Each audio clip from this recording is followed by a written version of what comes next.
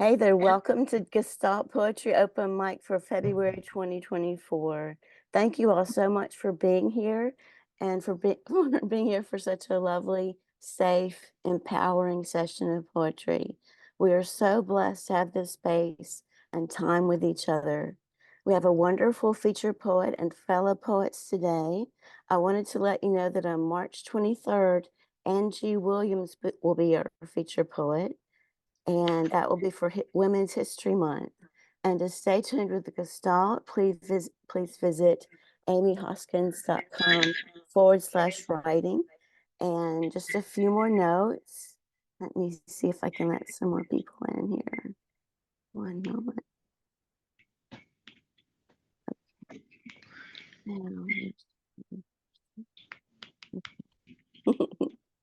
All right, just a few more notes. Watch the chat for support and often fun comments. Send me a direct message if you'd like to perform, and I'll post a list of fellow poets now. Let's see if this will work.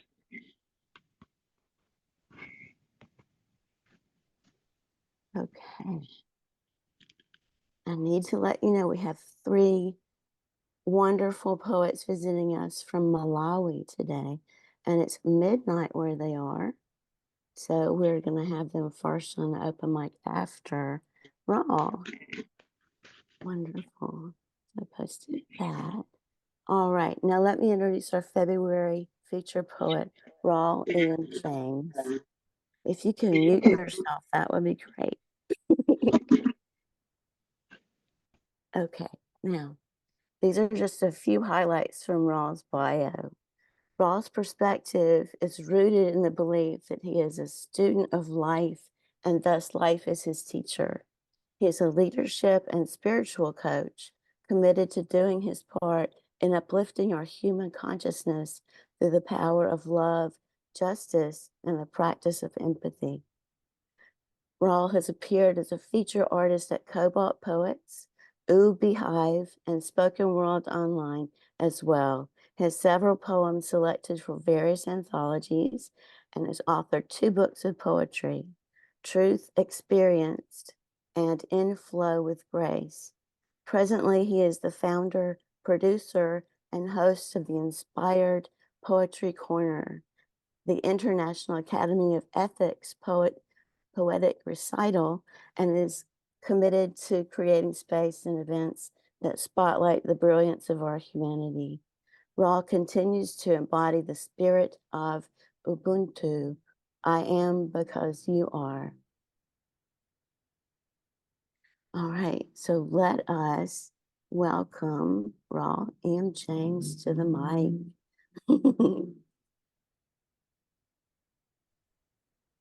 The other night, I stood in the light rain conversing with my higher power in the full practice of gratitude for being on the right side of the dirt and the day's experience. Then this happened. You know that feeling?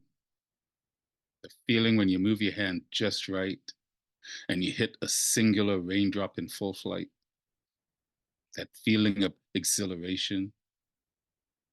It's like being a kid on the swing, reaching the apex from a push.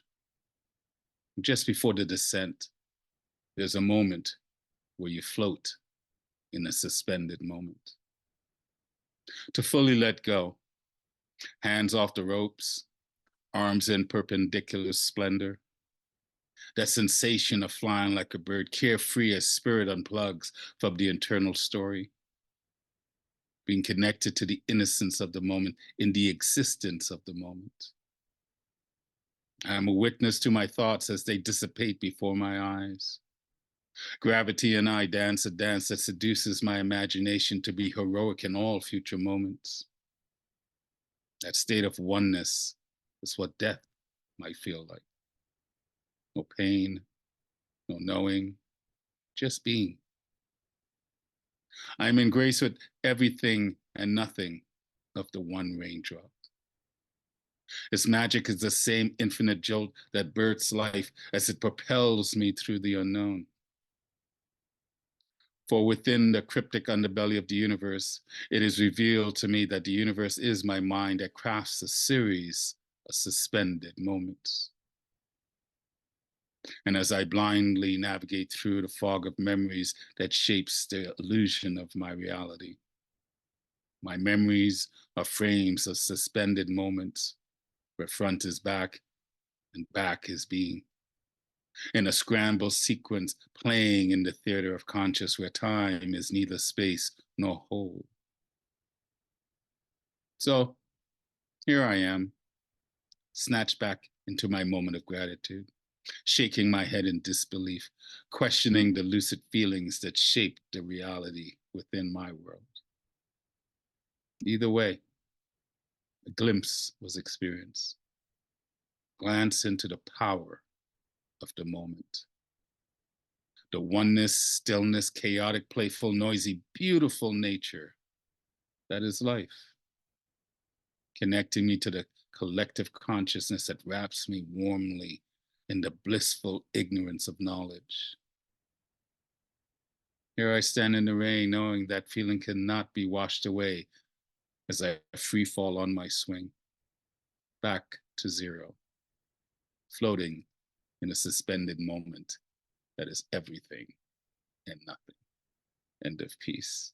Blessings and thank you, poets, for being here. Amy, thank you so much for blessing me with this honor and featuring me on your platform. I admire you as a host. I love your subtle, graceful, intuitive, intellectual way that you bring people together. So I'm honored to be here to share a few of my words. And to my fellow poets, many that I know who have blessed my show, thank you for being here. And thank you for this gathering of humanity where we can come together knowing that we are safe to speak our poetic hearts. This next piece is called Nirvana's Cradle. A sage insight untethered from the soul into droplets of words at the morning's dawn. One at peace in the oasis of his knowledge, thy ignorance nestled in Nirvana's cradle. To awake from the emptiness into this dream, a bearer of light and dark, my karma echoes time. Through the door of possible, moments unfold as I embrace my shadows in the valley of souls. I am a servant to a calling for battered minds. Amidst the lust-filled hunger of blind eyes, my warrior's pen medicine for this ease, a spark of poetry to the inner art of the weary. My mind's eye, a motif of alternative realities, each heartbeat a key that unlocks a knowing. I am the light and the dark of my memories, for pain's purpose, my resiliency built. Out of revelations past, whisper found. Into the wounds of moments, the bearer of life. In the mirror, I see the illusion of my reflection, an illumination of truth that rose out of my ashes. My vigor renewed in this realm of perceptions, for I am the power within the deserts of minds. My breath propels me into this impermanence as I venture forth into the unknown light. And as death intention draws closer to fulfill its purpose, a place for all things, I am the maestro of my evolving life's opus. In Nirvana's cradle, my battered soul rests. End of piece. That's one of my newer pieces, and I don't know if my pieces are ever complete. I don't know about you poets. I found a bunch of old poems from when I first started writing poetry, some 16 years ago. And I was like, I think I need to rework some of those. But I think that's more the ultra ego, the victim boy inside of me. I think I'll let them stand as written, but it's hard to not want to go back and sometimes we do what we've done. This next piece, this is I think this might be the latest piece that I wrote. It's called A Feather in Love's Opus. Along the ocean's edge, all are wild in the wind. A feather in love's opus, in songful bliss afloat. Life's focus fades in and out, still in the absence of time. Shadows play by design, majestically in the clouds. Hope takes flight without wings, to gaze back without regret, unfolding in an orange amber sky, awaiting the coming night's rain. The daylight slowly retreats into the moon's loving embrace. Atop the mountain, all is seen, the beginning and the end. End of piece. Let's take a breath and enjoy instead of just racing through. This is a relatively somewhat new piece. I don't date when I write my poetry, so I think this was written within the last couple of months. It's called The Examination of This Privileged Life. Actually, this piece must be older because I now remember writing this when Annette invited me to her pop-up chat and asked me to write a poem about spiritual. So I think this is this piece. Anyway, The Examination of This Privileged Life. Time does not examine time, for tomorrow matters only if today exists, and yesterday by design is left behind. With no remorse, time waits for no one in this continuum, in the void of space. Out of the valley of green pastures, I ascend to the summit of memories, to pause for a moment, to take stock as I take to heart Socrates' words, the examination of this privileged life. From the light, my shadows shy away. As I rise in judgment of my worthiness, what has served, what have I learned in this broken-hearted walk with suffering, free in the truth of my joys and sorrows. For all that I know is not all to know. I am a character in this repetitive dream, an illusion of will in the pursuit of truth. I was a lost sheep at the tip of my iceberg, found in the complexity that lies within. At this stage, time dances with my death. Gravity anchors my footsteps mindful, open to the ignorance of my knowledge in the unknown of this unfolding journey. Wisdom in a round of my soul's content. End of piece. I want to be respectful of time, and I also want to sit back and bask with my juice and listen to all the other fine poets. And this poem is dedicated to all the poets that venture into the Zoom rooms to share of themselves and to help create these these safe spaces. I always like to give Alexandra a shout out because she was the one that introduced me to the Zoom world when I first went to Spoken Word Online 3 years ago now. This piece, I'm not sure if it's finished, but here it is. It's called It's Not Just the 5 Minutes. It's not just the 5 minutes, for it's beyond all metaphors, a video dome of poetic voices connected by a connection.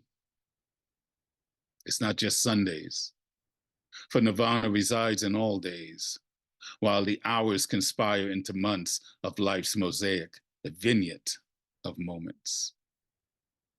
It is beyond a year, for time is a gentle whisper to the ages. While we spirits live in an infinite loop abound to the stratosphere of wisdom's light. Our words echo eternal, for we are the interwoven threads that soothes the ignorance of idle minds into a rhythmic heartbeat of truth's time, out of a singular rhythm and into a symphony of storytellers, compelled by poetry to capture the fire. In the good and strife, we venture forth.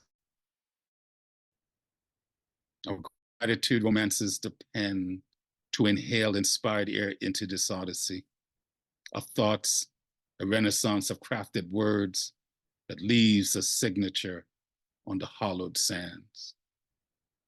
I am because you are. Our souls soar, for we are the adventure, the pen that voices the shared experience. It's not just the 5 minutes. End of piece. And I will leave you with this last piece. It's called It Matters Not. I always invite poets, don't apologize for reciting or repeating poems. We listen to songs repetitively all the time. So I invite you, the poems that really resonate with you and you want to share with the world, share it a multitude of times. Share it. Because every time I hear someone's poem that I've heard before, I hear it differently. And this poem is just, it's kind of a love poem for the world. And I think right now, the world collectively needs a big hug and a lot of love because we are part of it. So it matters not. It matters not that we walk together for me to love you, for my love reflects spirit. It matters not if you can see my love, for my love is a hope in all of us.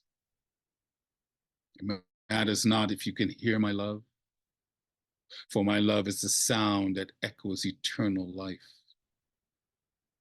It matters not if you can feel my love, for my love beats in the hearts of all. It matters not if you know the touch of my love, for my love is the inhaled breath that is life. It matters not if you know of my love, for my love lives now and in all the days to come. It matters not anything, for my love for you is everything. Thank you very much, poets. I will leave you on that note. Amy, I am again humbled and honored to be your feature this month. Blessing, poets.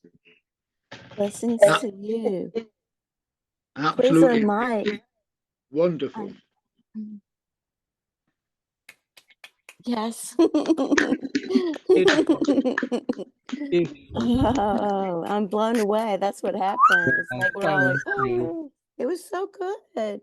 You were awesome and just mind-blowingly spiritual and just the deepest, most growth-oriented way. I mean, I learned so much through that dialogue between the selves and the dark and the light and the shadows. It was really wonderful, and I really appreciate you sharing that with us.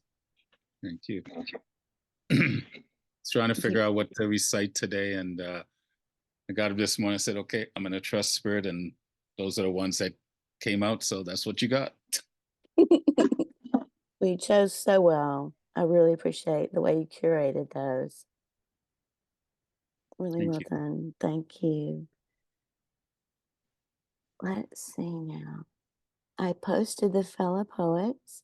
We have one edition, which I'll add at when it's time. And if you would like to be on the list, you don't see yourself on the list, just send me a direct message and I will post this. Let us see if our friends from Malawi are here. Let me check the first name. Bienvenue, are you here? They may not have made it because it was midnight there for them, 8 hours ahead of us. Saidi, are you here? Or Mugisha? Okay. Alexandra. This light is mine. It is hyper-physical, illuminating the golden tenderness of a poetic heart. discerning and choosing amongst inherited traits of Zeusian cultivation and Cronian egoism, along the exploration of an inner dialectic synthesis, indulging and abstaining, desecrating and purging, endeavoring to optimize our emotional mindset, attempting to restore ourselves and our earth from polluting elements, our burnt terrains, our mountain tops, haloed by rose dawns and rose dusks, bridging the gap between immutable, firm ideals and capricious, shady senses. On auroral mountain tops, enslaved worms transforming into quivering, resurrected butterflies, goldwing after goldwing. This zone is mine. It is releasing, leaping in the contemplative homage of a philosophic mind, intuiting and electing amongst dynamical antinomies of clear-winged visualization and cyclopic blindness, along the mission of idea-morphed Daedalian inventions, upheaving Minoan waves bursting forth from a pyroclastic flow of Aegean DNA. Frontier warriors anxious to restore our eco-formations, our lands, our seas, our seven skies, 7 times blue, adjusting to natural and supernatural cosmic purposes. Argo's bow breaking into a sky sea of orgone, silver wave after silver wave. This union is mine. It is aura bonding, intensifying in the fiery sovereignty of an ascetic fulfillment, filtering and selecting amongst labyrinthine channels of Persephonic magnanimity and Tartarian beastliness, along the polymorphic emeralding of each individual unfolding, lion hearts and lion minds emancipating from lower and middle ranking hierarchies, in joyous exemption from demons and delusions, from resistance and time, evolved phosphoric suns activating towards the east, devolved dim spheres deactivating towards the west, delineating photodynamic and aphotic positions in dimorphic order. Sun-born unrestrained vibrancy dawning into our caves, luminiferous ether dazzling, vivid flame after vivid flame. This truth is mine.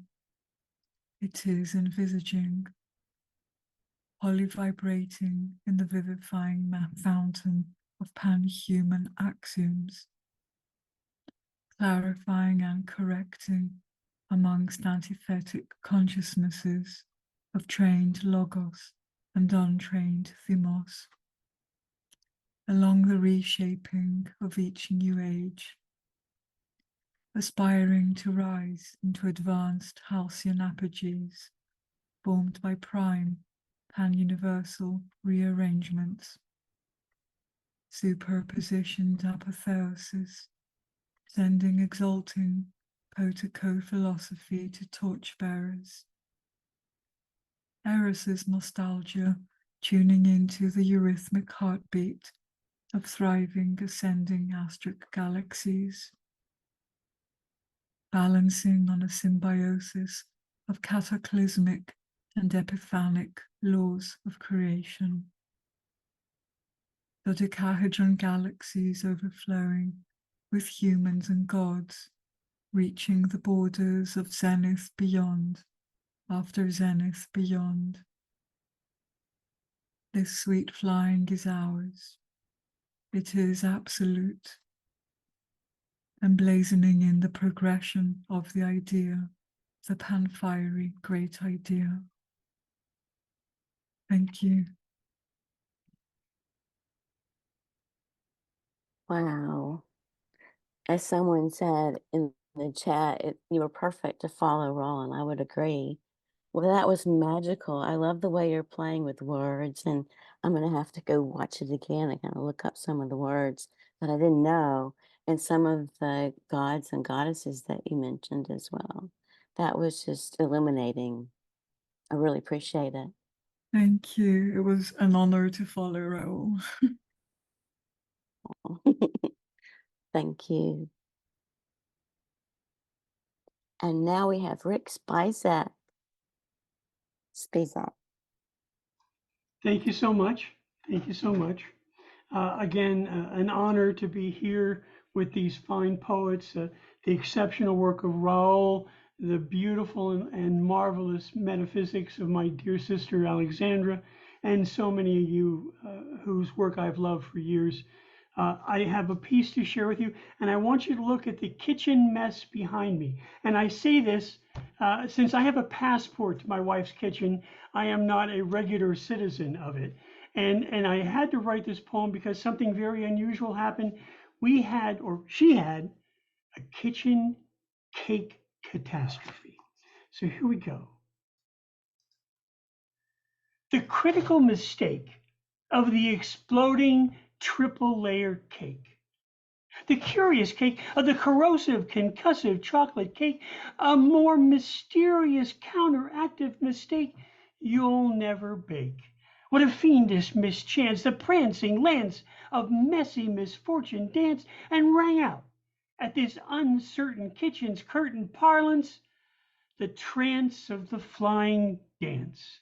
The jangled bell, befelling tell, and brought forth the mischievous medial baker's dwarf, oh hell, who gambled and frolicked without any sweet tonic down the snail's slimy trail of the wry grim roars, so that this mysterious mischief would prevail, growl, howl, to the very skinny end of the laudable baker's powdery, flowery tail, I contend, right to the end. The cake was proffered months earlier before the surly service survey, which made the baker so nervous to undertake this timely yet onerous purpose.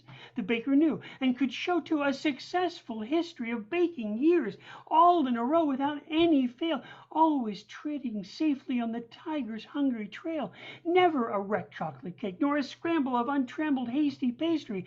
Years of kooky cake making, years of tear-free icing smears, whether in advance or in arrears, coming out your darling cute little ears. Yet the clock's looming shadow flocked, zooming the schedule's gloomy dock. The baker's brain began to buzz before the dust could settle, 'cause never any halfpenny of mistaking, misleading. She'd never needed to plead, never needed a bent penny stake. The fixins were loaded deep in the bowl's bottom, inner sparring spinner shards for a minute or two, once accumulated in their barred, bedecked, bowl-based, bed-savored labor. I said no dread.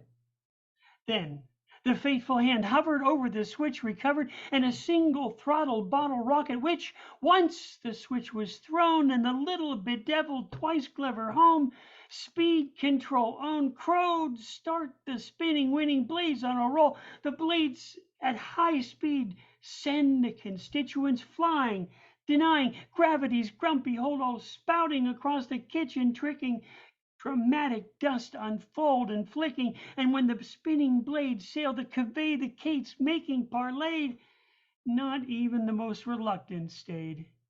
The batter splattered the kitchen's mitchen metal at large, dusting the landscape with disheveled, unleveled layer cake, slivered, shake, necessitating scrubbery before the kitchen's rubbery, restored, twice unsured recovery, goo rubbery. Thank you. That's the end of part one. Next time around, we'll see part two. Thank you. That was gloriously funny. I mean, just amazing. Oh, so clever. Can Thank I you just so say much. this, Innie? Yes, yes, yes. When I die, I want to be reincarnated as words and live in Rick's dictionary. What a And come beautiful back, thing to say. come back as words in his dictionary. That anyway, sorry. I agree. And the I wordplay too. Just, I could quite happily cope with being in Rawle's dictionary. I agree. Please read your comments in there. Let's see. Next is Jules Ellis. Are you here? Hi, yeah, it's Jules Port. I have like kind of a weird Facebook name. Sorry, I didn't No correct. worries. Welcome. Thank you so much. I'm so moved by everyone's work so far. Here's a poem. It's called Us. Can you guys hear me okay? My headphones are weird. Okay. Us. Coming out in the rain, in the wash, in rust. Things become other things, more of themselves. Other worlds on top of, inside of, shuffled through, filtering light and energy, affecting pulse, brainwaves, sweat beating, thoughts weaving, voices are us. In the talon grasp of a great hunter over river, the form shapeshifts again, escapes through death to a wide range view, towering beauty, a valley, the curve of some earth. End of poem. Okay, this one might be called Taboos Marooned. Taboos marooned. I feel nervous, empty like you. Might be sweet poison, or captured sound in a shell or bottle, or hubcap. Screws loose, maybe. Me too, and what of it? What of our heel-toe breakage? Healing right or wrong, like joints cause problems later. Drink this cup of what the day brings. Laughing in on somersaults or tire ring, we get around. Sound-powered vessels of light. Your chest of feelings, blankets drafts on old windows. Sparks hearth comment out of deep, quiet thought. It's the end of that poem. Thank you. Those were so beautifully crafted. I love those. A lot of tension between the words, which is wonderful. I really appreciate that. And please do come back. Thank you so much. Thank Oh, you. you're welcome. Now we have Anjie Williams. Hey everybody. I have two little shorties. I think I was in a little silly mode when I wrote both of these. And I was missing home, which is Birmingham, Alabama. It's called Hometown Blues. It's this muddy streets, love that red mud under my feet and between my toes. Love that morning sun. It holds me in its arms. Love the smell of summer rain. It energizes my brain. The glistening of the dew on the budding flowers releases its hypnotic powers. My hometown blues finally went away. Look like that red muds between my toes and under my feet are here to stay. And the second one, I don't know. I saw a prompt and I was extremely silly when I wrote it. It's called By Hook or Crook. By hook or crook, I'ma get to heaven. By chasing Gabriel, I wrestle with him like Jacob. By hook or crook, I'ma get there. In the words of Big Rob, when I die, bury me deep with a bucket of lasses at my feet and a biscuit in both hands. And I'll be done if I won't sock my way to the promised land. By hook or crook, I'ma get there. By swiping the wings of Michael or slipping on the backs of goodness and mercy. But by hook or crook, you can bet I'm gonna get to heaven. Thanks, guys.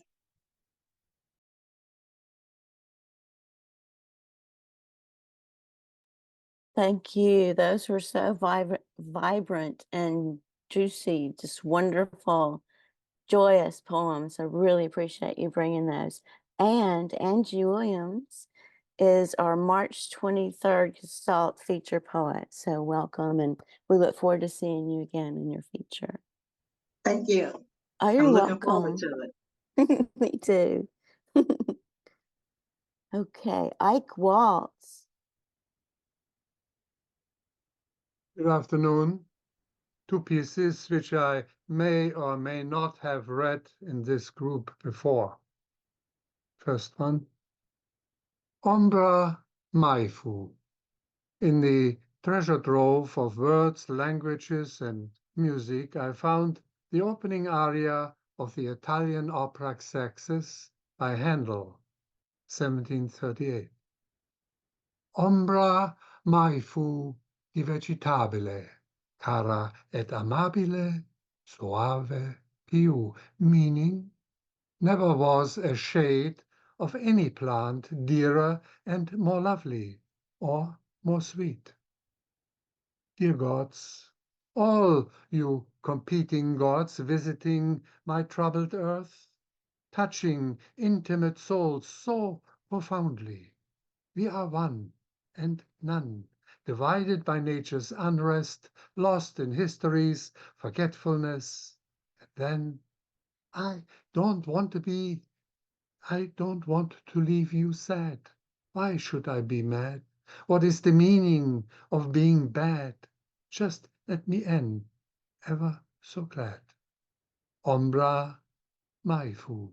Never there was a shade longer than the light of a day, shorter than a night, stronger than fiction, as only roses can smell definitely the infinity of that eternal delight. Ombra maifu. Never was made the shade of a plant so dear and loving, even gentler.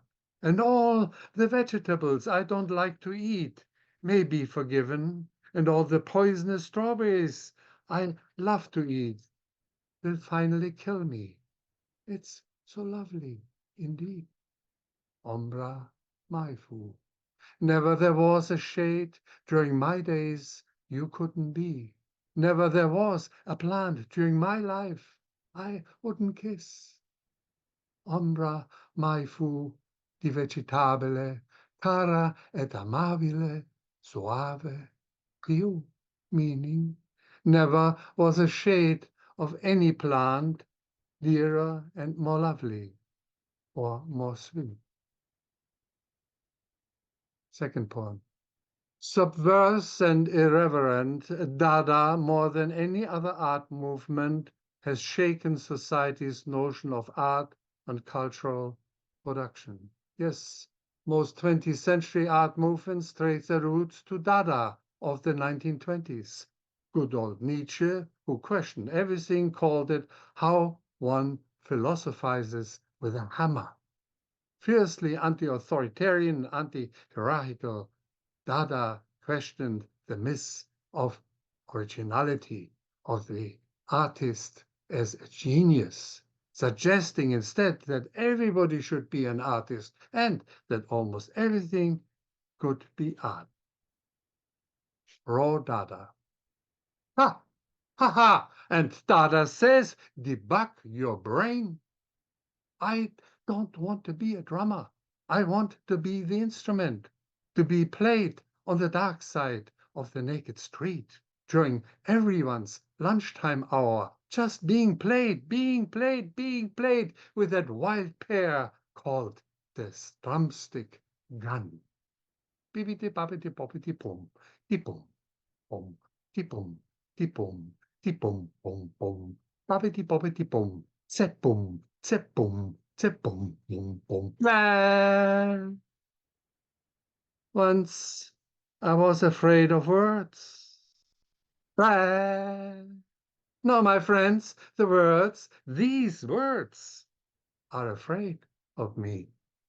Bibbidi bobbidi bobbidi boom, boom, boom, boom, boom, boom, boom, boom, boom, bobbidi bobbidi boom, zep boom, zep boom, zep boom, boom, boom, There will be that day when you will say, once I was free to carry a gun, and I was brave to kill at will anyone. But the day I asked my pretty AR-15 gun, it responded, make love, bro, just be a real man. And yes, there will be that day when condescending words are to become afraid of you, of AI, of everyone. Otherwise, my friends, we are fucked.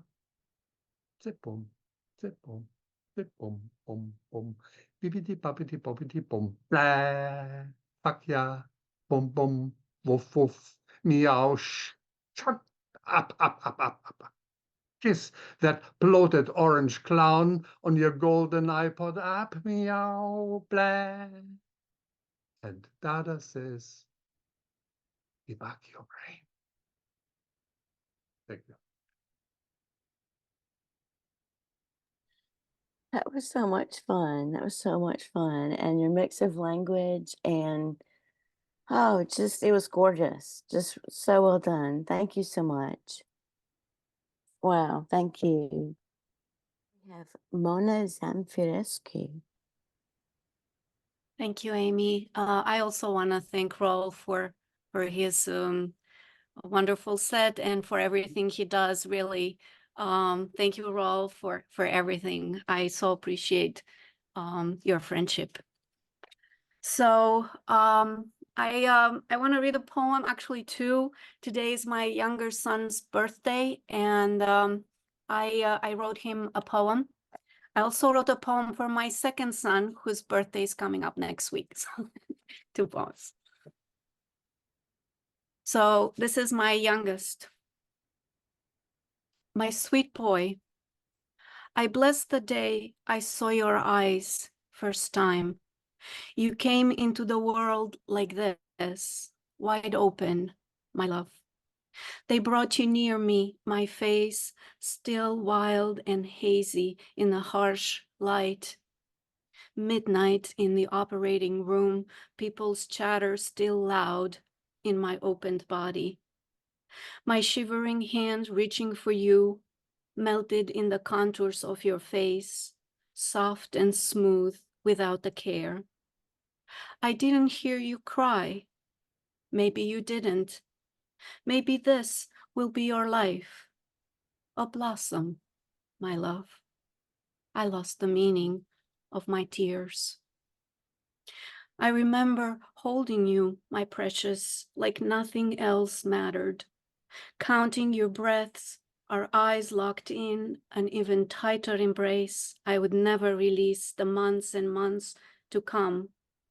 I remember your mornings, your giggles calling me, my slumber, watchful and light, milk flowing like a brook in spring, snowdrops blossoming on my shirt, wet and steamy with your breath, my love. I lost the meaning of my years. I remember holding your hand through your nightmares in the dead of night, your tiny fingers clasped in mine, waiting, waiting, your rapid breath tense, your faith in me, my love. And years later, wind howling a midsummer storm. Are you afraid? I asked.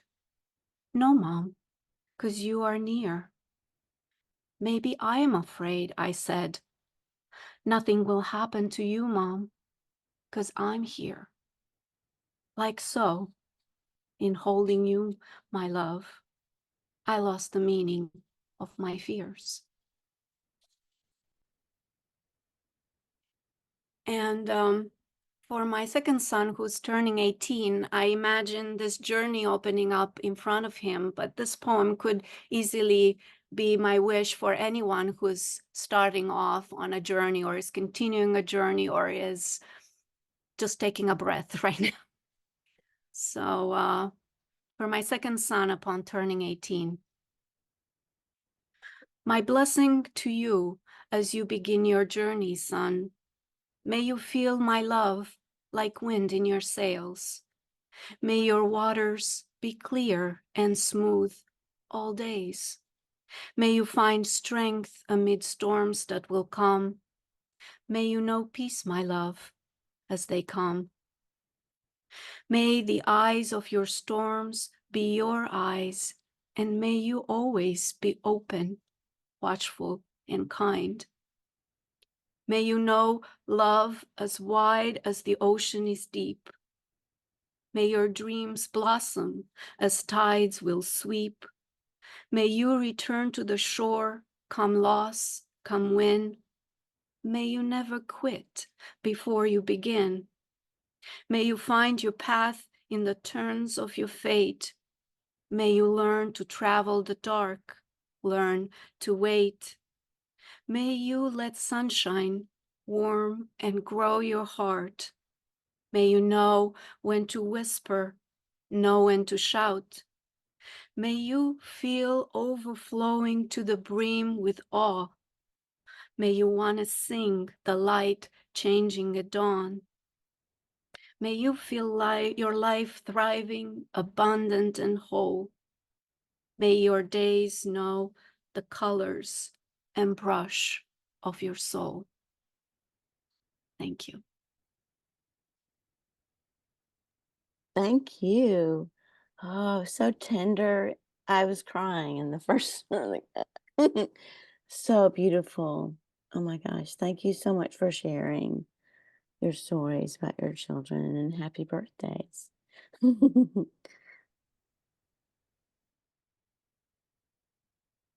Scott Norman Rosenthal.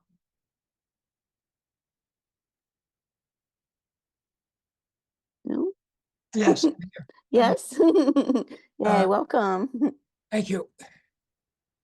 How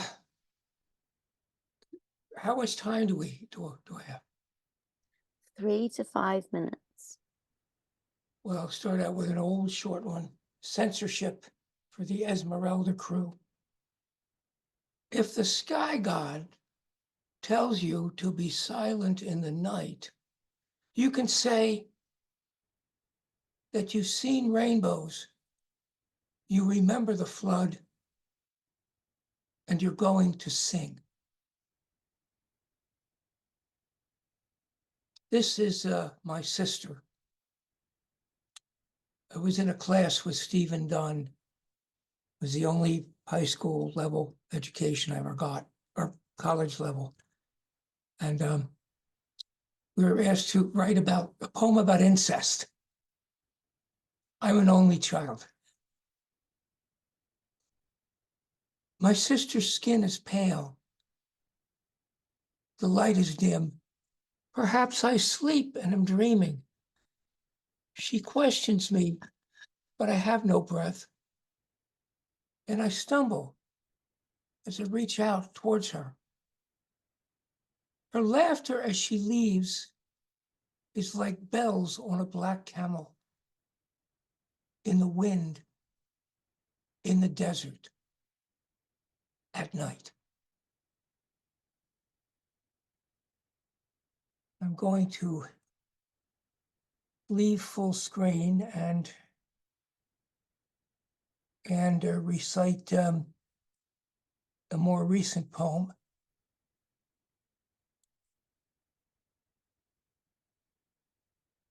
Obama and the Women of Libya.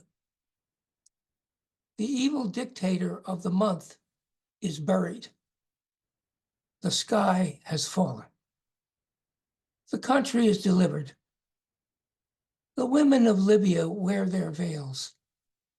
Folk struggle and stumble. The tyrant is gone. Free enterprise prospers. Folk are sold on blocks. Who dares to dream?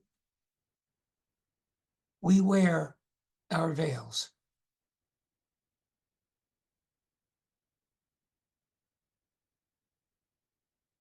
History is very complex and not necessarily very nice. This is an old one that I actually just first put into print If the world had spun less fast, perhaps, not quite as dizzily. When the whole thing started, I might have got on. If I hadn't stopped to chase a lost balloon, I might have ridden the bright carousel. Painted horse gone round and up and down.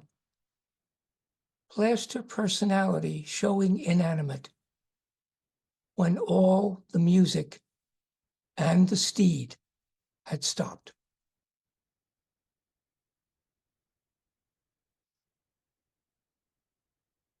And I'm going to end with the malingerer goes to the movies.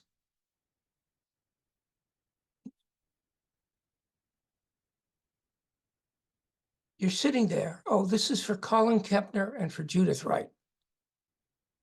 You're sitting there. It's getting harder to breathe. It seems like a little man, like a gnome, has crept up the back of your seat and dropped a net into your head, over your brain. You glance at the woman sitting next to you, and she isn't there. You turn back to the screen, and it seems unreal, like a bad film. Are you in a theater at all? Are you in a room filled with water? Are there any people here? You're out in the parking lot, wondering how to get home.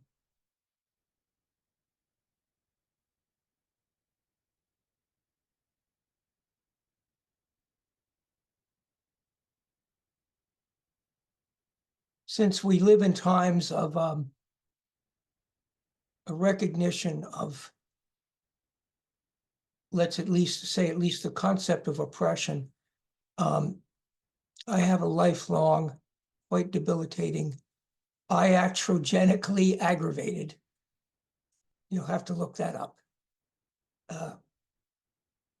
invisible disability. And every once in a while, I get tired of hearing remonstrations from people who know my own history better than I do, better than the experts and everything else, because they say so. Thank you. Thank you. I love your magic realism, like the room full of water and just wonderfully done. Thank you so much for being here. Thank you. Now we have Genevieve Ray. Good. Okay. Hey, Amy. Hey. Hey, everyone. Thank you, Rawle, for a fantastic recitation today. Always a glory to be with you, friend. I am going to do a piece that actually Alexandra quite liked from a day ago, called Crazy Aunt Jen. Early noughties internet presented personality in screenshot scenes, tick boxes, and relatable lore. Could never find a Rachel or Sabrina, Lisa or Joey that fit the summation of or described the person I was. On less populated sites, the choices changed to famous queens, interchanging photos and stories for line art and green tone backgrounds. They faintly mocked the multi-bracelet armed, wild, curly brunettes with black rimmed glasses. The black woman was rarely an option or an outcome. I found myself in the wild one, the manic, pixelated dream girl. Unsufferable know-it-all, cycling at speed at some destination, mouthing mantras while creating hurricanes. Hyperfixated by universal questions, bothering her father with complex computations. But Dad, then why would... Puppeteering cuddly toys to make her little kid sister laugh. Every toy a unique voice, animism bringing them to life. Running full pelt into the inhumanity of a large crowd, burning in excess, and attuning the lightning of the written word. To love the flaws that cannot be removed, without cracking the whole gem, without cancelling the whole gem. Now it comes into my role, a substantive role model. I am puppeteerist again, making Daly sing songs. And that's all she wrote.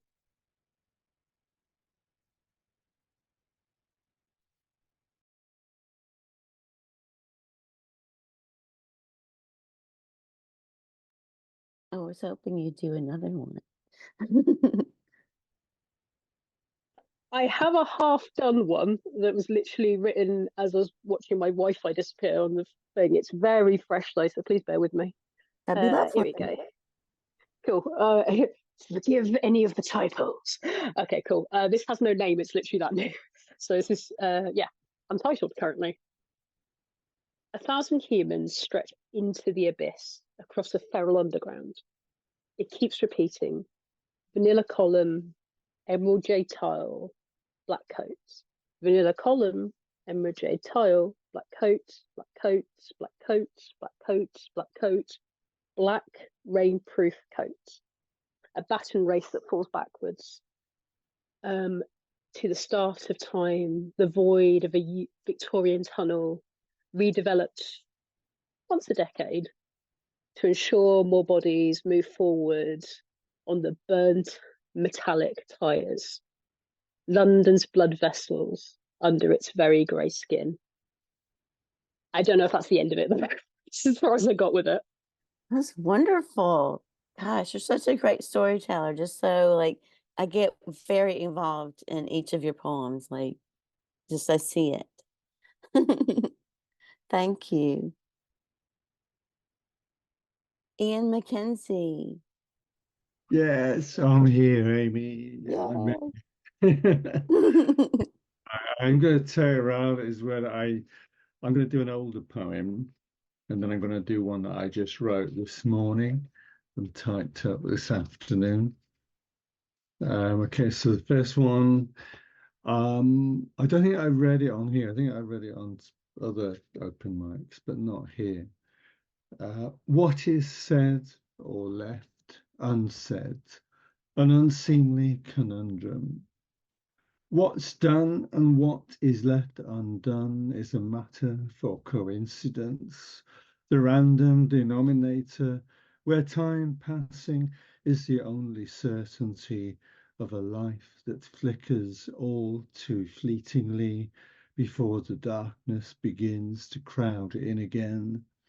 What matters or does not weigh upon the scale opens up a deeper chasm, leading to a pit of indolence, not caring what the outcome brings, but leaving all to chance, the throw of the dice sailing majestically into the wind.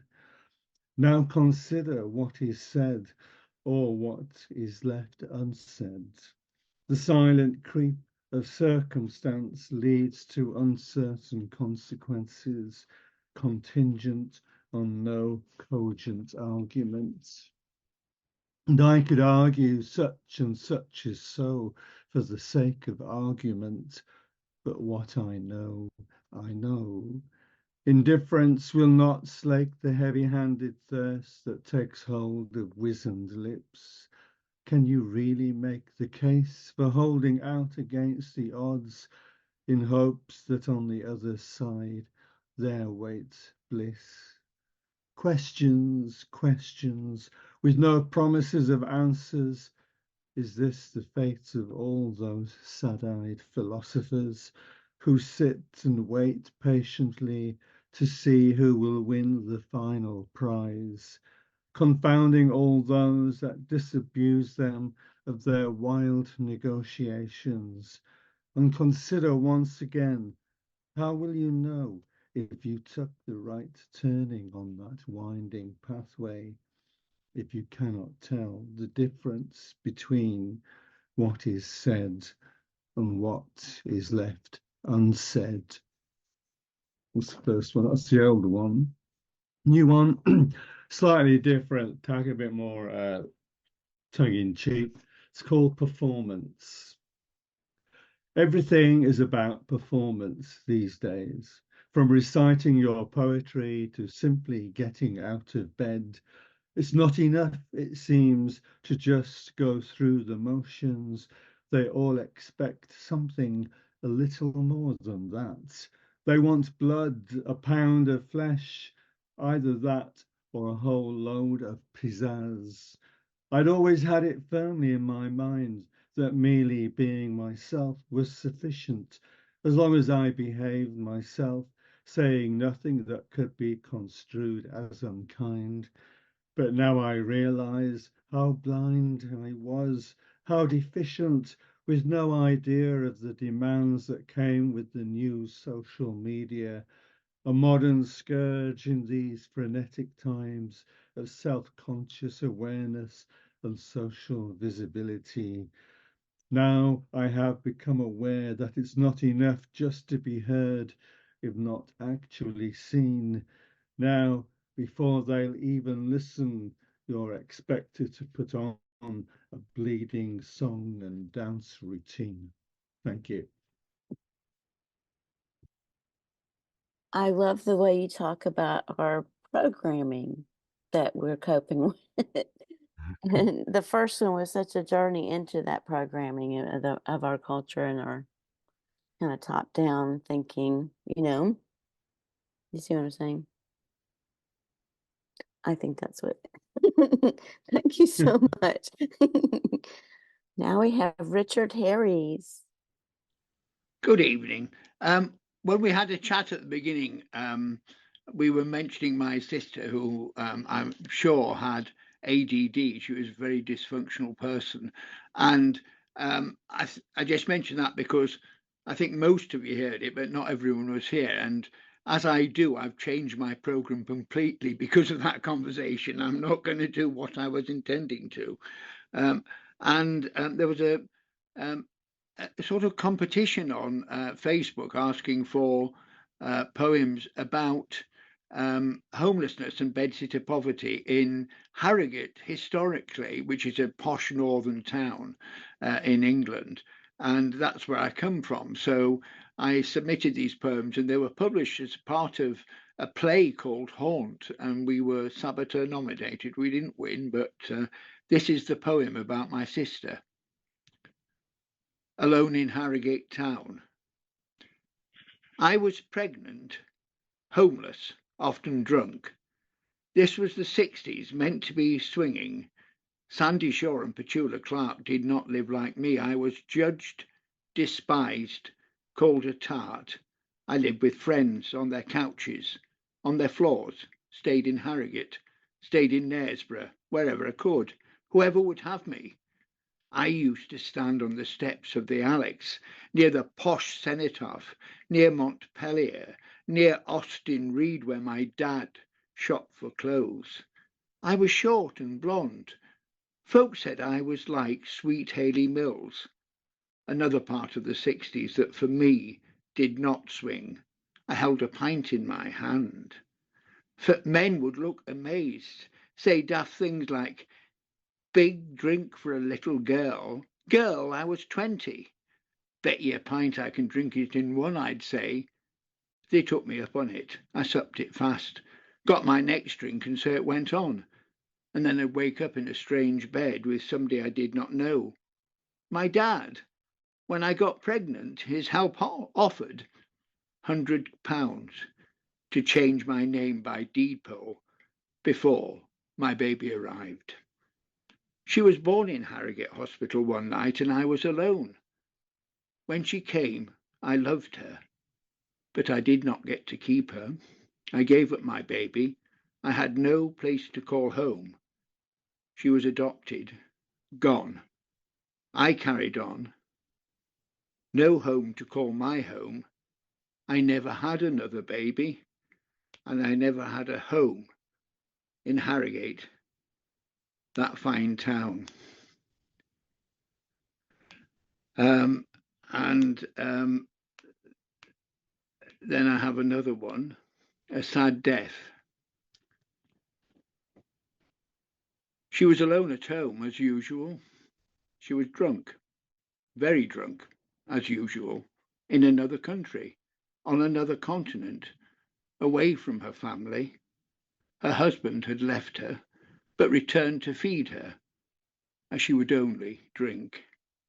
He returned as usual, found the house broken into. She lay on the floor, head bleeding, unconscious. She'd been hit hard, very hard, fallen, hit her head on the fire fender. Ambulance called. She remained alive for a few days, never conscious. Her family could not get there in time, South Africa being far away. Some called it a murder, some called it an accident during a break-in. The police did nothing much, it seemed. She was only 49, my sister. And I think I don't want to follow that, so but I thought I'd talk about her and the DDA, that ADD is attention deficit disorder, and I saw it in a comedy drama, Mom, in American television, and one of the characters was Judy, and she acted and behaved throughout the series as my sister did, and it just explained everything. And in the 50s and 60s, there was no diagnosis and no help. Anyway, thank you. Thank you so much for bringing your sister to us, your story, her healing journey. So sorry to hear how she passed. Thank you for. Well, I had to think very sharing. deeply before writing her story, particularly the first poem. And I thought long and hard, and I thought that she would want her story told. And when we performed the play in Harrogate, and I took various parts, but we actually, it was a set of historic events. And we started in the theatre, but we walked out and then went round to the locations. And we stood at the Alex, the big posh Victorian hotel, where she stood there.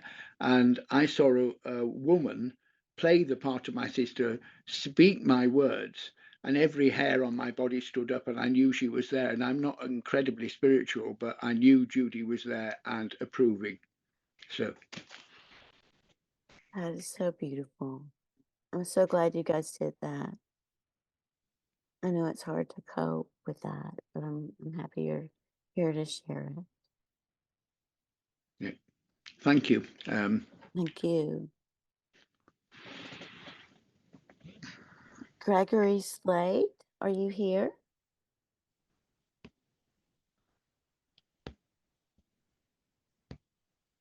Okay. Clive Oseman. Hello. Hello. Okay, as usual, it's for something completely different. I'm going to do two pieces. The one is a brand new piece of flash fiction, which you'll make of as you will, and the other one I'm not sure what it is, to be honest, but it's a bit of fun. So the flash fiction, it's the last will and the last will and testament of Richie Cock, who changed his name by deed poll thinking it was funny. To whoever finds this letter, there was no way I would pay anyone to write my will, so take this as the real deal. I hope this finds you well, by the way.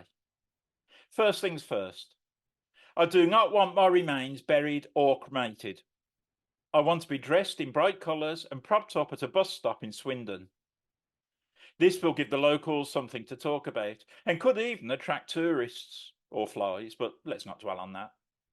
What I do want is a fake funeral, with a hearse containing a plastic skeleton driven through Priory Vale by an actor who will then park in a local supermarket car park, dance on the coffin while chanting "Good riddance, motherfucker," then dump the skeleton in the shopping trolley and drive off at speed.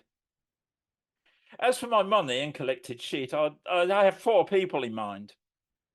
They are the miserable bastard at number 40, my son-reading Brexit voting cousin Bert, my eldest brother Tarquin, and former boxer Mike Tyson. They must have a midday brawl in Farringdon Park, and the last person standing gets the sheer joy of taking a wrecking ball to number 40, then donating my entire estate to a homeless charity of their choice. It beggars belief in the 21st century that even charities are homeless. Should anyone named in this, my last will and testament, fail to comply with these conditions, I shall haunt them for the rest of their lives. And I will not be a nice ghost. I'll tip them out of bed in the middle of the night. I'll tickle them until they cannot breathe for laughing in the public library. I'll put super glue on their toilet seat. I'll ask Alexa to play Coldplay's debut album on the loop on their smart speaker. It's not worth the risk, is it? Oh, and your breath smells. So that's the first one. Right, the second one. I was actually, I mean, the beginning bit that I'm going to sort of talk about now actually happened in that I was sending a message to somebody on Messenger, and having fat fingers, instead of putting good morning, I put goose morbing. And then I was going to correct it, and I thought, well, why bother? You know, she knows I'm a lunatic anyway, so I left it as it was. And then I wrote this as a result. Goose morbing. Today, I wanted to stalk about how essay it is to umbrella stand someone who is stalking nonsense. However, I've been informed by the flowers that be that I must stalk about polishits and abhorrent affairs. This puts me in a difficult titillation, as I am averse to anyone telling me what to do and cramping my piles. So hopefully I can concubine the two, and no one will be any the miser. There are so many polishitans I think should be in prison, like Jeremy Thingy. I don't use the C worm, but I'm skewer you know who I mean. But I'm going to start plugging my new book, The Life and Crimes of Maurice Bronson. Now there is a Thingy, if ever I swore one. And he skirtingly had plenty of abhorrent affairs. There are rumours that he has feathered chilblains on every continent on Peanut Earth. Another gory polyshiton who deserves a damn good chicken is Jacob Grease Snob, once brilliantly described as the haunted Victorian penis. Punk thump it. I don't normally advocate violets, but we have our limits. Anyway, I dope I have stalked about abhorrent affairs enough to pacify the demands. I didn't mention Steer Karma because he's a thingy and makes me stout and angular. As posts on Facebook would say, if you understand this stalk, you are a penis. Thanks for lending me your shears. As the Beatles once said, lend me your shears and I'll sling you a thong. Now fluff off. Thank you very much. That's so funny.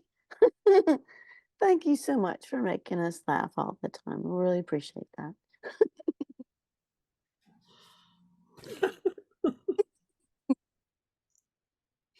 Next, we have Christine Dickinson. Hiya. Yeah, so good to be here. Just for the heart-moving stuff and the laughs. I've got two. This is a newish one. In here, I'm at a family service. I'm sitting between a 107-year-old woman and my daughter, who gives birth the following day. And the reading is from St. Paul and Silas, who are in prison. In the sermon, an earthquake shakes Paul's chains. Olive's chin sinks to her chest. She won't wake. I think of Monday's birth, my daughter's pains. We stand at times to chant the same refrain. Amen, the prayers, to ease the bounds we break. In the sermon, an earthquake shakes Paul's chains. The bonds of family can wax and wane. Newborns have their own history to make. I think of Monday's birth, my daughter's pains. We sense each other's losses, share the gains, fight our own corners, strive to pull our weight. In the sermon, an earthquake shakes Paul's chains.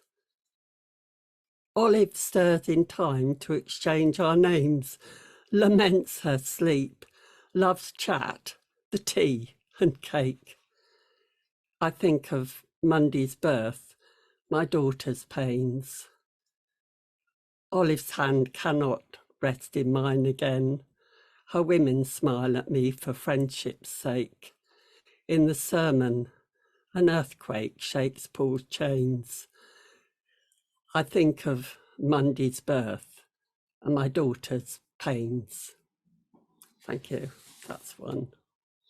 So that was about our second grandchild, not yet born. And this is about our first grandchild. And I wrote this during lockdown, trapped in the phone. In Superman socks, he tries slippers for size, skids in Dad's mules, trips bandy-legged out of range. On a mission, he is no clown, rather a trapper in snowshoes, ears swamped in his mum's hat, hands slapping flags of gloves.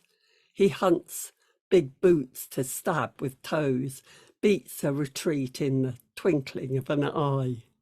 A wink from the panda printed on his rear.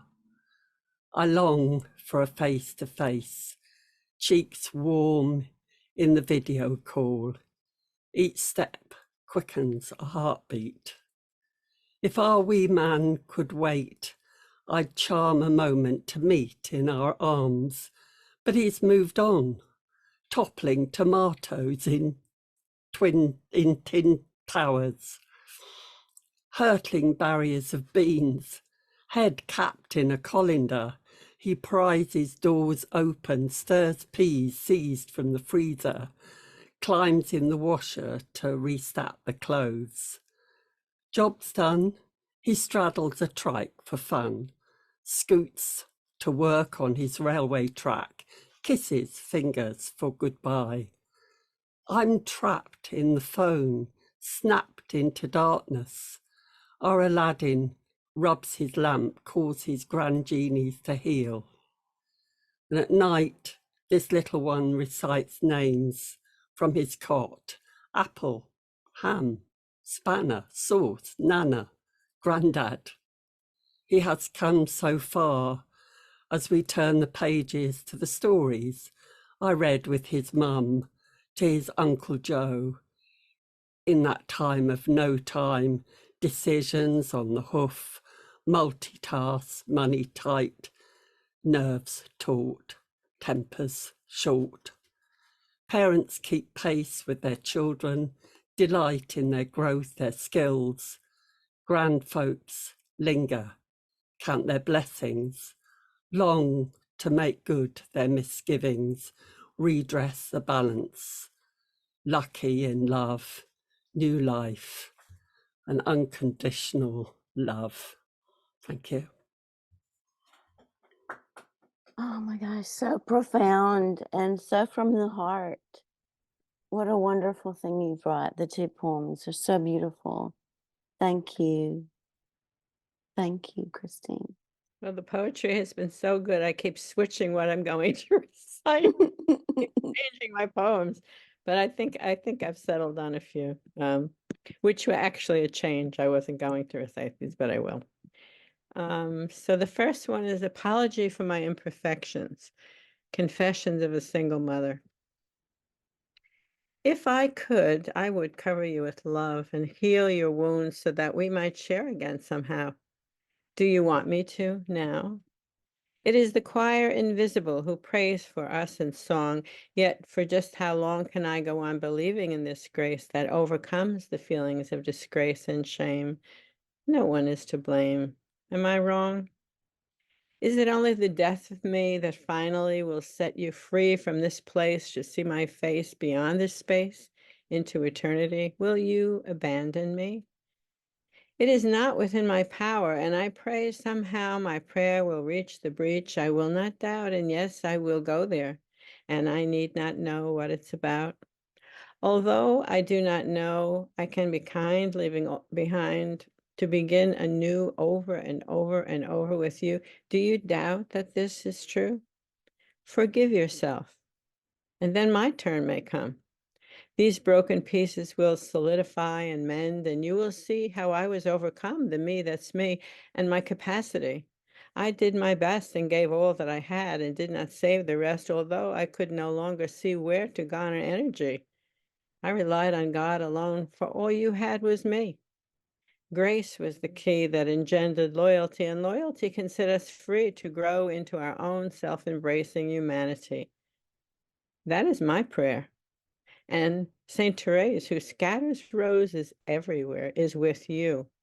I am content knowing the love of the divine is there at every turn. And then when you feel alone and feel you need your mother, you will discover love again. That's one. This is called Vulnerability, the Undoing of False Love. I took that ring off.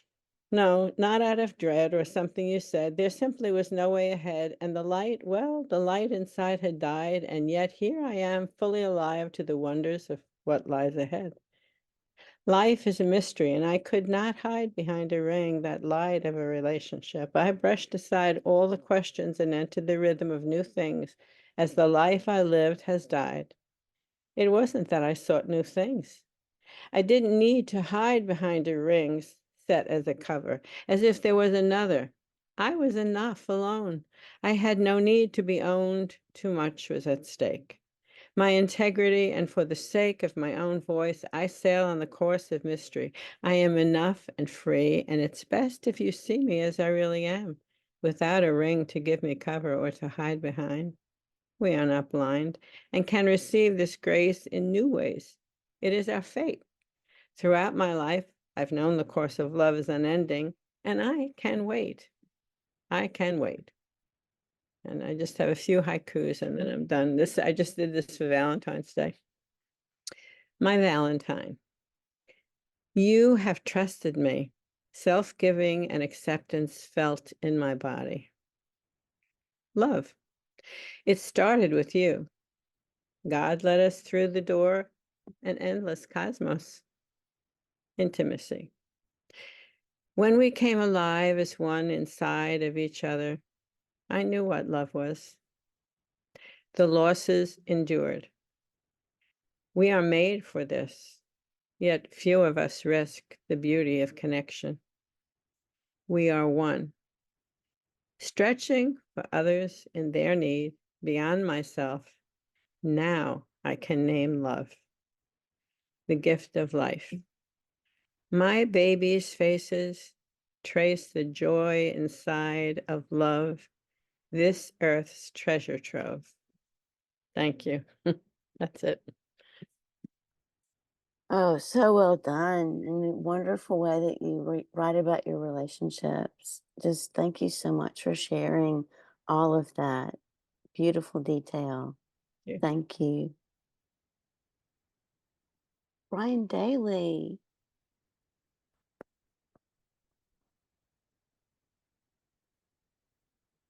Hello. I have a couple I'd like to read. First one is called Bicentennial plus 50. One frigid day in 1976, I stood outside the tiny, ugly igloo, aka geodesic dome, I found in the Whole Earth catalog. I'd somehow patched the thing together that summer with zero building skills, hoping to avoid real life after college. I was peeing into the snow behind the dome, not because the toilet facilities weren't adequate, they were, barely, but because it's fun to pee in the snow. While the steam rose, I held in my free hand the Boston Globe Sunday magazine, a special issue in which they polled a few dozen prominent New Englanders, asking them to speculate in public on what might the State of the Union look like a half century in the future. That is, when we celebrate our bicentennial plus 50, a milestone Google tells me is called the semi-quincentennial of that giddy day, marking 2 centuries of tamper-proof democracy, or so we thought, with Vietnam and Watergate in the rear view, with the horrors to come not yet unfolded. Nearly all responders foresaw a future so bright we gotta wear shades. But amid those sunny and long-winded predictions of noted historians, pundits, and politicians, the single one that sticks in my mind as I type this memo was that of a humble bard. His name escapes me, but as we wobble toward our bicentennial plus 50, I remember that quote, word for word, a marvel of clarity, wisdom, and brevity. And looking out over the ledge behind the dome that long ago day, while I let fly and the breeze rustled the pines, it took on special meaning.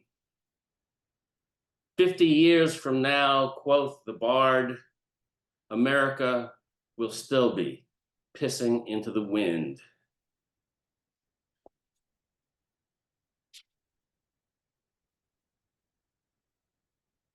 Okay, last one, called Truthin' to the FBI. Truthin' to the FBI. One lesson I learned early on is that the FBI doesn't care if you kill your mother. The FBI only cares if you lie to them about killing your mother. Try that, and they'll nail you every time. Then it's hard time in the slammer. So when mom died and the FBI came a-calling, I gave it to him straight. Come on now. Did you kill your mama or didn't you? One agent asked while the other took notes. They paused, waiting for me to slip up. No, sir. I did not, I replied. Not in the way you mean. The agents eyed me wearily, then looked at each other. Good answer, the talking one said, and they left me in peace. The end. Thank you. I love your dark humor. I may be one of the few people who was laughing, but thank you for making me laugh and for sharing your point of view poetically. Okay, Black Widow. What are you? Oh, she was just here. I'm right here. Can you hear me? Yay, I can. Welcome. I'm so happy to be back with you.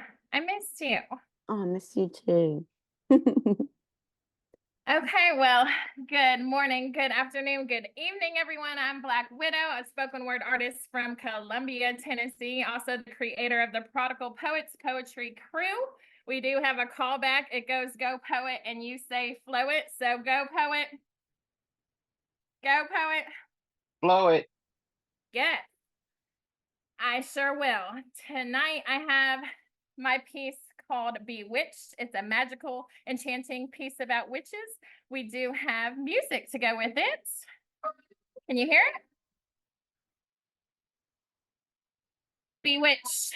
Fear not the witches, but those that burn them alive. Jealous of them taking power of the earth without poisoning the soil.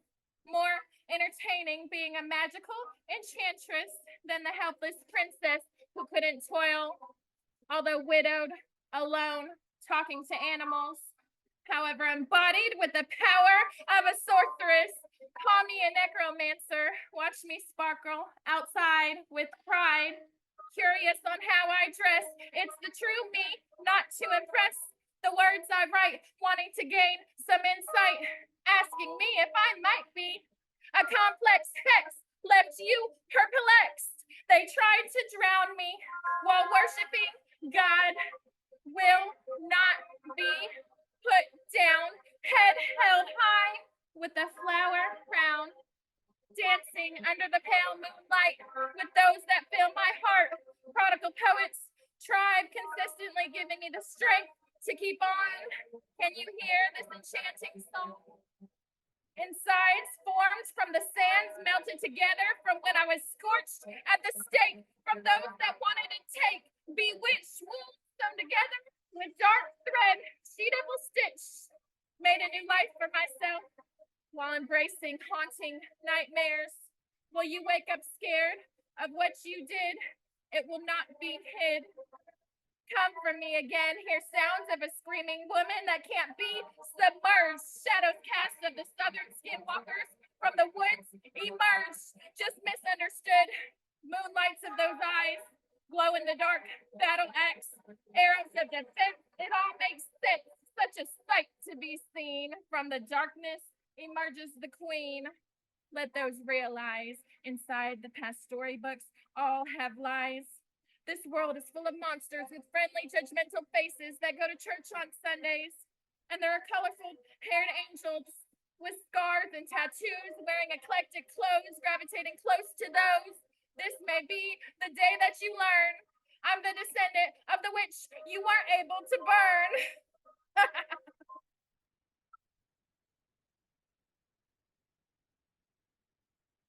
So I'm Black Widow. Is it because I'm a widow forever? Is it because of my broken heart? Is it because of my love of spiders? Remembering Esmeralda, my pet, I've named all the ones I've met. My poetry may be dark at times, but there's a lot of love in these lines. Sometimes in the darkness, you see flashes of red or black. Not all are waiting to attack. Remember this, if you see one out the window, this is why they call me Black Widow. Thank you all. Follow me, Black Widow Poet and Prodigal Poets. I'll put it in the chat. Peace, love, and poetry. Love y'all. What a wonderful performance. Thank you so much. Thank you for being here.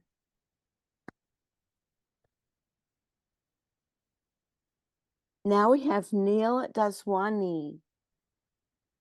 Thanks, Amy, and thanks for inviting me to your show. Much appreciated. And Rawle, what a great set.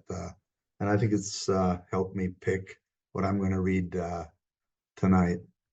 So it's called The Kumhar and the Clay of the Earth. And I think I need to guide you on the meaning of the word Kumhar. It's a Sanskrit word which means potter, or one who's on the wheel.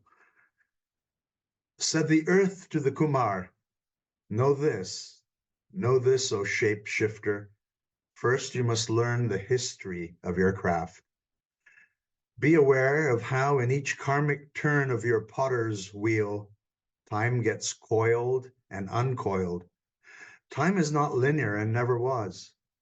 Past, present, and future meet upon your wheel. Thus spake the clay to the potter. Clinging to the clay is all of Mother Earth's primordial past. Its primal thought transforms clay to pot. As earth meets air and water, then fire to fill space. Time too fills space. Plenum and vacuum know the abundance and learn within it the void. The pot you fashion, O Kumhar, has the capacity to be empty. yet also full. One day it will be broken, as indeed one day so will you. So fear not the starting phallic lump that sits upon your potter's wheel. This is but a beginning. Clay and earth are sacred when purified by fire.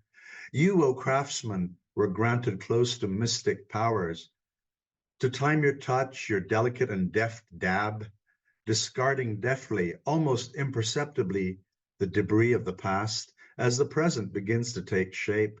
Under your hands and palms, your fingers and thumbs rediscover familiar yet different forms from the past, expelling momentarily all uncertainty of the future. Circular and spiral, time and space, twine, loop and curve, twine and intertwine. O alchemist, O maker of pots, be humble. Be not too proud. Yes, you are a priest of procreation for today. But learn this well. In time and in the end, your mortal remains will be put to fire. The ashes of your sons immerse, the ashes your sons, I beg your pardon, the ashes your sons immerse and offer to the Ganges will return unto me. And then it will be I, Mother Earth, who shall begin to mold you. Well, thank you. That was the first one. The second one that I want to read is something I wrote for the mother of a very close friend of mine who passed, and I just got a text message. I was in a different country when she passed, unfortunately. I used to read Alexander McCall Smith. She loved detective fiction to her in her last few days. So it's titled Her Crossing because that's how it was published, but the raw title was Mummy's Gone because that's the text I got. So I'll stick with Mummy's Gone. Mummy's gone. She sinks back slowly, no ripple, no eddy, not a wrinkle to her clothes. Drifting deep into double comfort, the mattress and the duvet, that she would sometimes pull up all the way to her chin, to her creaseless, cherubic face. These bed sheets now hold the imprint of her glow, a warm mold you will burrow into someday soon when nobody's looking, pulling up your knees till they reach your chin. It will only be much later that you will come across her tears, woven into the fabric of your grief. Caught between the weft and warp, you will find the tears of the giraffe. This may seem little, perhaps, but it will be little enough. I'm going to end on a bit of a tongue-in-cheek note, and thanks, Black Widow's still around. It's called The Witch Always Knows. The witch always knows which way you've gone. She follows the breadcrumbs that you've strewn. She can lead you astray whenever she wants. You hear her deep wood laugh, her taunts. It's for you to choose which witch she'll be, wicked or good. Either way, you're an abductee. So thank you for that.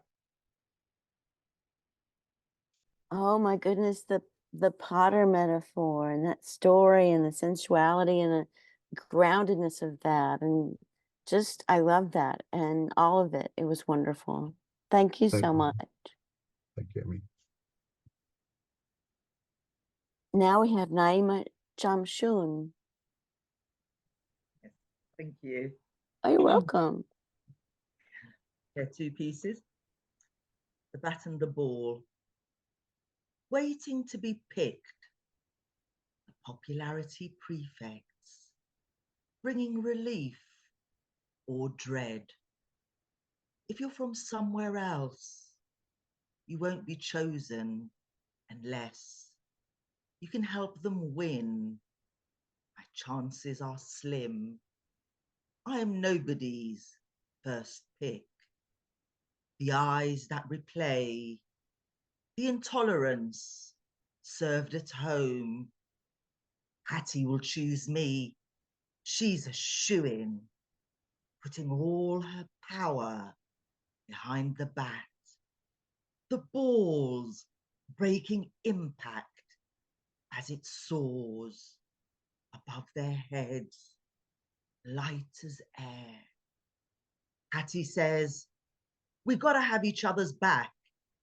we're all foreigners here, occasionally accepted as friends, until anger brings the bad words, reserved for the brown hordes, inspired by the angry man on TV, canned laughter, key.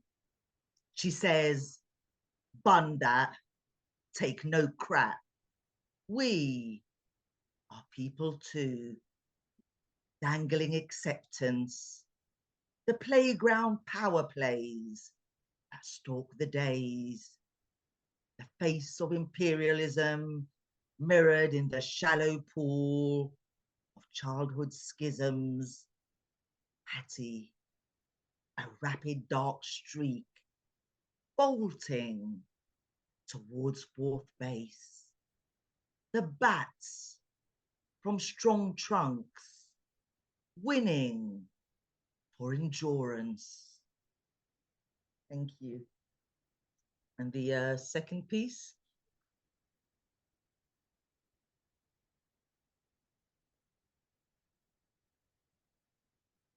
Sorry if I just bring that up.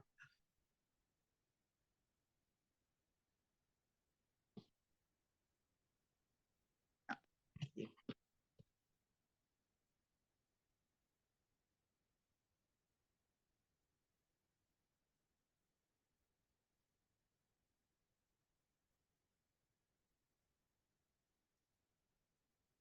Terribly sorry. I found it and then I lost it again.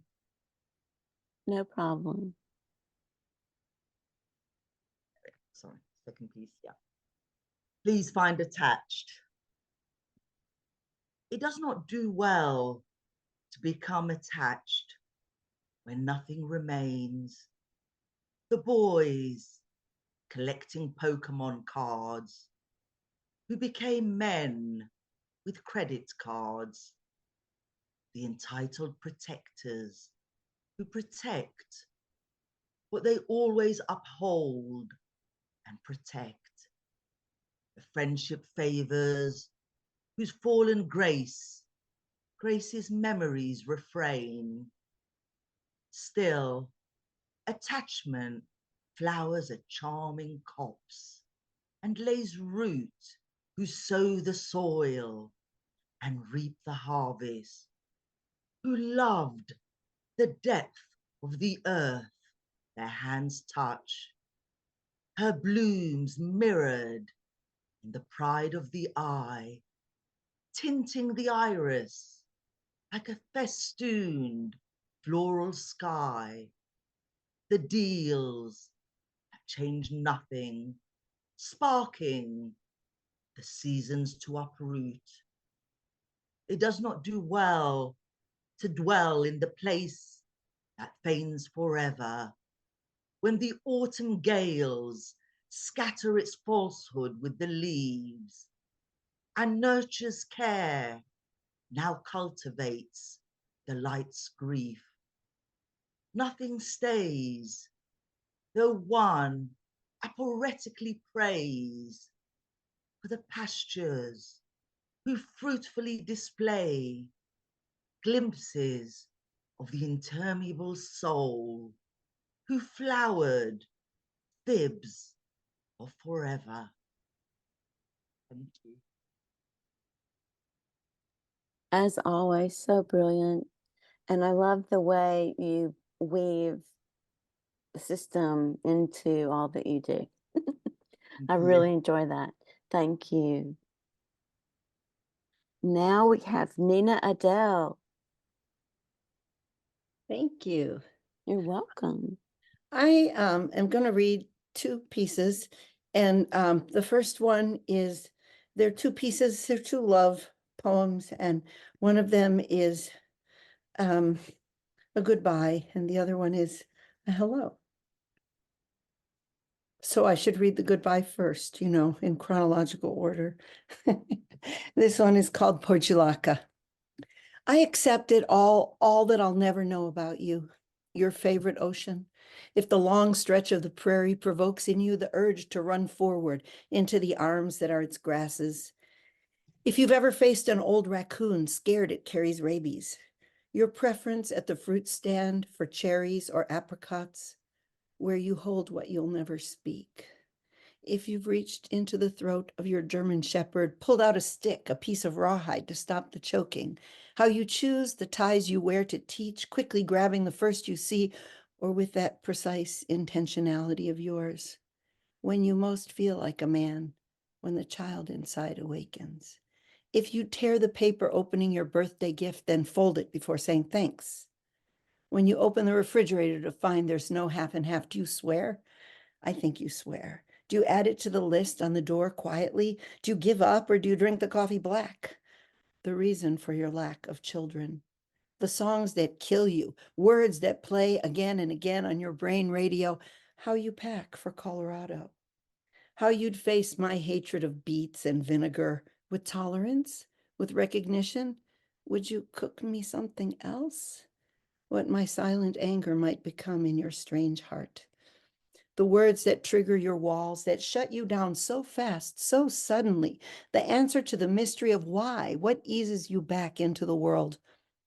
The history of the two deep lines reaching outward from each of your eyes, each one branching towards your bare scalp whenever you smile, where the scars are on your pale body, how your mouth would feel on my scars. Would you pin me to the wall, unwilling to wait? The shade change of your eyes in the desperation of sex.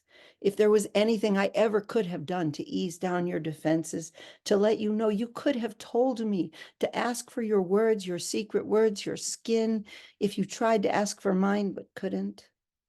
And I accepted all the knowledge that I hold, the only thing I get to have of you. The January day you heard my voice and turned, swiveling in the uncomfortable chair to face me, you opened like the portulaca, made me feel I was the sun. How when I left, you closed back into yourself the way you do.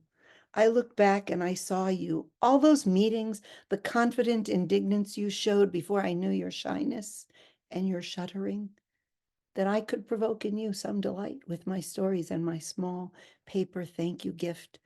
That day in the cafe with your old man undershirt peeking out above the Peanuts t-shirt, you looked much older and I liked that. My eyes full of tears from a heart full of sorrow, the unaccustomed masculinity of it. How strange you are, how that calls me. How kind you are, how that too calls me. The end of the conversation descends and you turn suddenly like a cartoon robot, begin typing on your keyboard, that you didn't know or care how improper it was to hold me like you held me.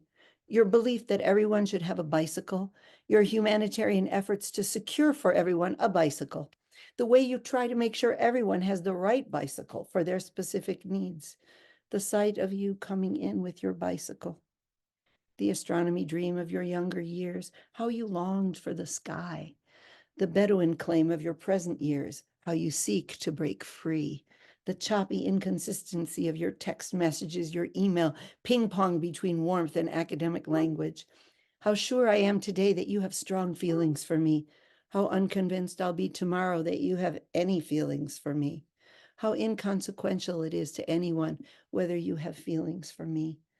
How the invisible monkey on your shoulder slaps at you to make you stop asking me about my life, to make you disconnect, to make you think you have to.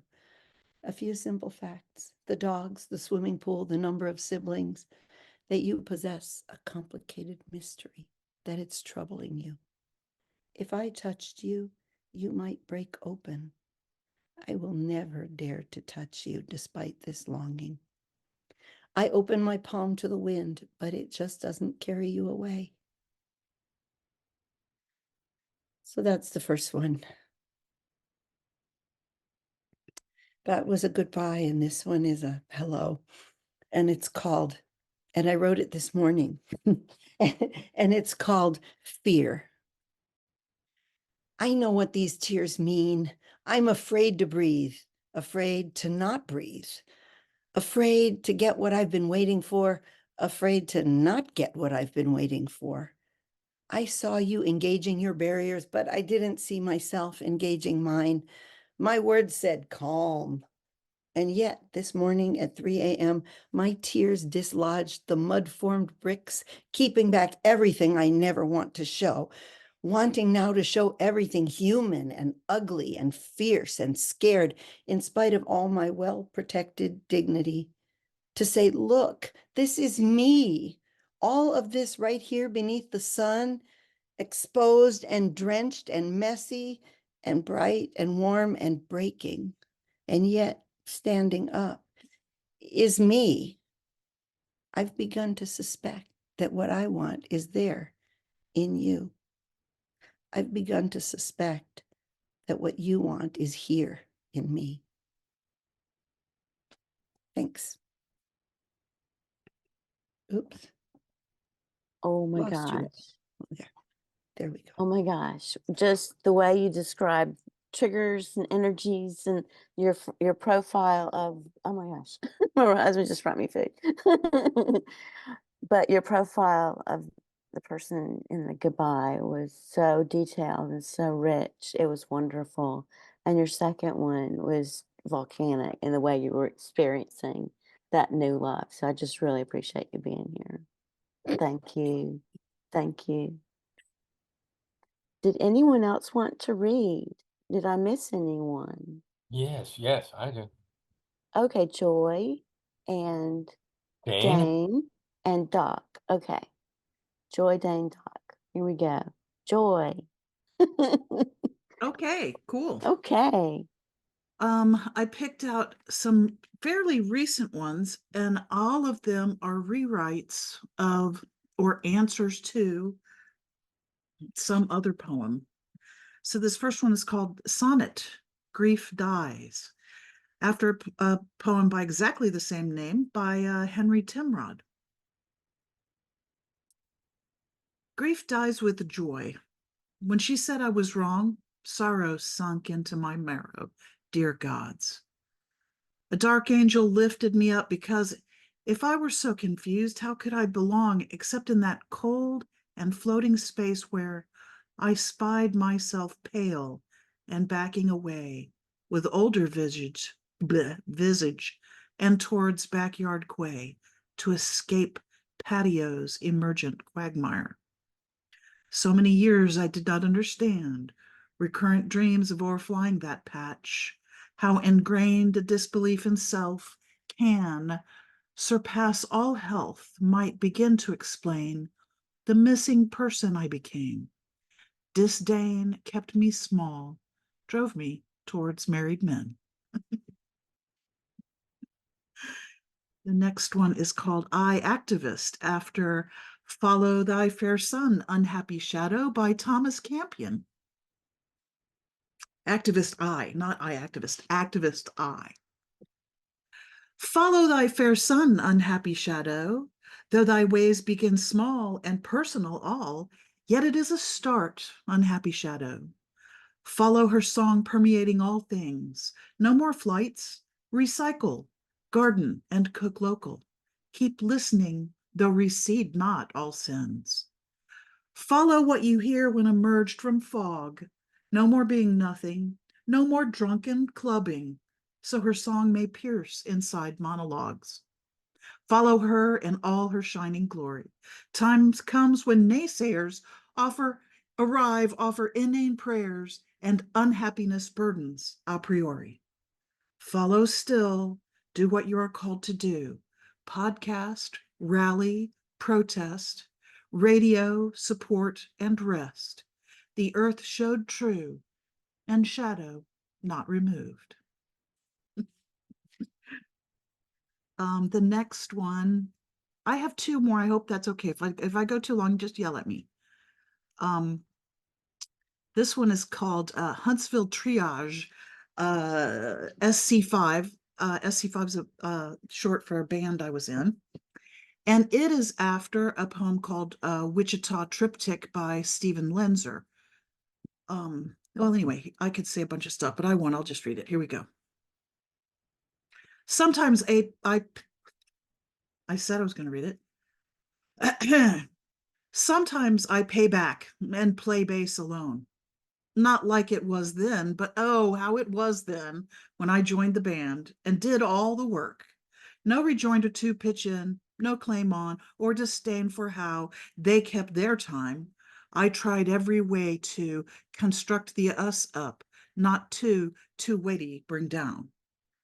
Measured by measure, I lost ground, not gained what I poured into the bars, never important to nurture. They hurt her, notwithstanding lust. Contretemps endured, contrary to concepts of prosperity, wary of the moth the candle blows, prostaglandin myth manifest.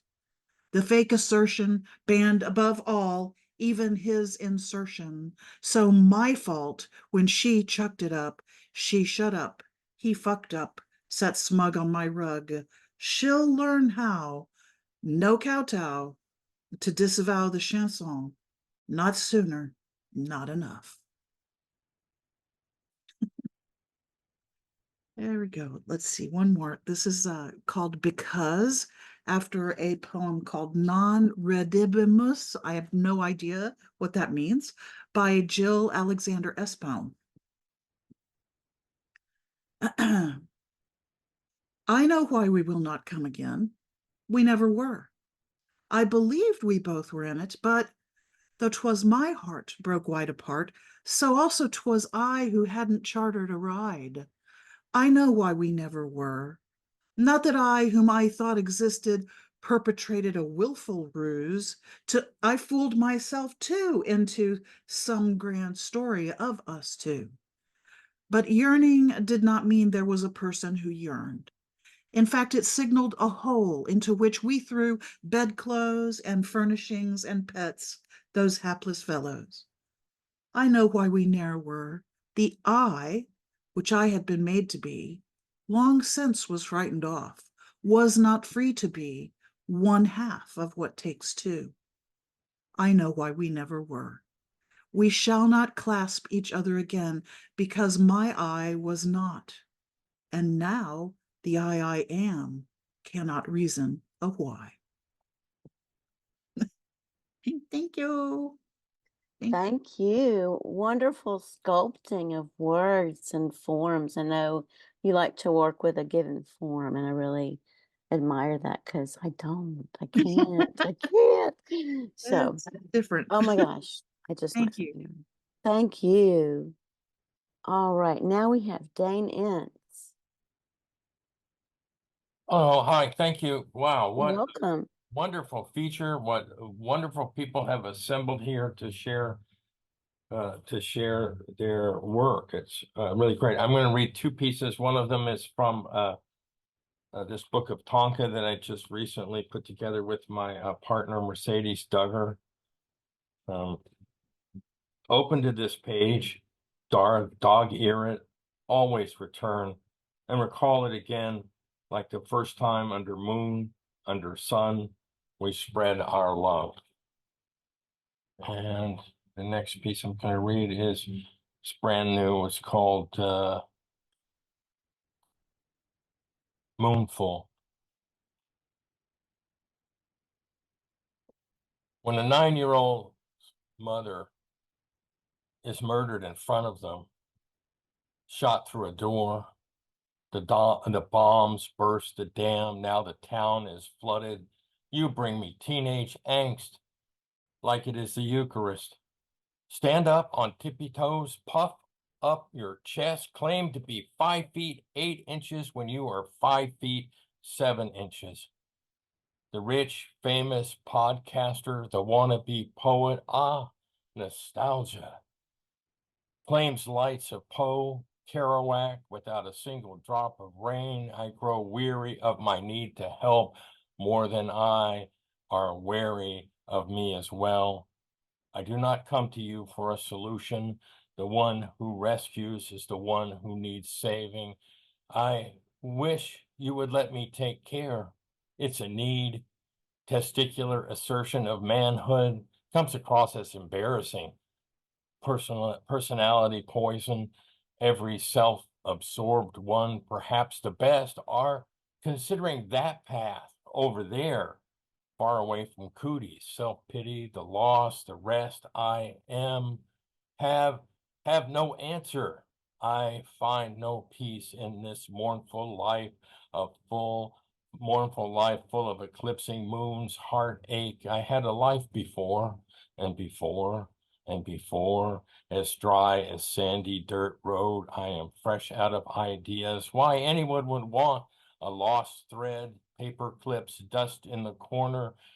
At some point, it's futile to ask for more. He said, see that shimmer? I think sometimes I see things that no one else does. Feeling flat, crickets complain after dusk, fireflies, Milky Way, whisper of what was crumbles, cats complain, and I do not understand, and I do not understand. But a while ago, he read his poem about the wheel, mumbled through flamed red ginger beard, the kitchen denizen traded in his good humor white jacket, houndtooth slacks for standard beat black, and a willow long-haired companion, hands held, walking north on the avenue. The artist's stride came with confidence of the once diffident dishwasher's sneer. Ah, nostalgia, wretched food poisoning. I will try to keep it to myself, but big spit will not be denied. And before I had a life I had before. The drawer is waiting for me to empty it, waiting to be. It's terrible. I love to watch the fake aquarium on the Roku, on the CGI TV. No, many may not have the peace watching tropical fish swim in the warm CGI water, waiting to be. The drawer is waiting for me to empty it. A life I had before, and before I had a life.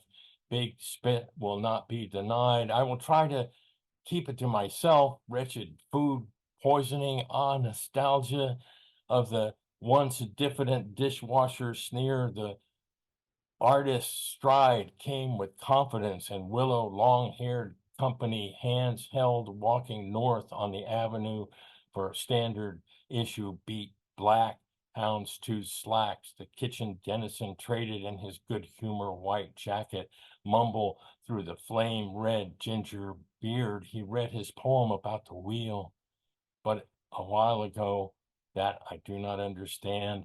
Cats complain, and I do not understand. Whisper what was crumbles. Milky Way, fireflies, crickets complain after dusk, feeling flat. I think sometimes I can see things no one else does. He said, see that shimmer? At some point, it's futile to ask for more. Dust in the corner, paper clips, a lost thread, why anyone would want. I am fresh out of ideas, as dry as sandy dirt road, and before I had a life before. Headache, heartache, full of eclipsing moons. In this mournful life, I find no peace. I am, have no answer. The rest, the loss, self-pity, far away from cooties, over there, are considering that path, perhaps the best. Every self-absorbed one, personality poison, comes across as embarrassing, testicular assertion of manhood. It's a need. I wish you'd let me take care. The one who rescues is the one who needs saving. I do not come to you for a solution, and wary of me as more than I grow weary of my need to help without a single drop of rain. Kerouac claim lights of Poe, the wannabe poet, the rich, famous podcaster, claims to be 5 feet 8 inches when you are 5 feet 7 inches. Puff up your chest, stand on tippy toes, like it is the Eucharist. You bring me teenage angst. Now the town is flooded. The bombs burst a dam, shot through a door, is murdered in front of them. When a 9-year-old's mother is shot in front of her kids, it is terrible. This hunger moon. Thank you. That was so brilliant. Yeah. Thank you so much. I love how you curate your details and then you weave them and repeat them. it makes them so much stronger and makes the meaning amplify. I think when you do that, it's really wonderful. Thank you. Now we have Doc Channing. Is Doc Channing here? Yay. Yes, I'm here. Yay. I have two poems for you. The first is titled Architects. In the temple of mind, in a secret sacred space, in the abditories of being, lie thoughts, hopes, and dreams. Thoughts of a shining future, hopes for a humanity at peace, dreams of tikkun olam, our world renewed, dreams of a world of plenty for all, hopes of a world of swords turned to plowshares, thoughts and ideas stretching into the future, a future waiting to be born, a future waiting for us to be the architects of its creation.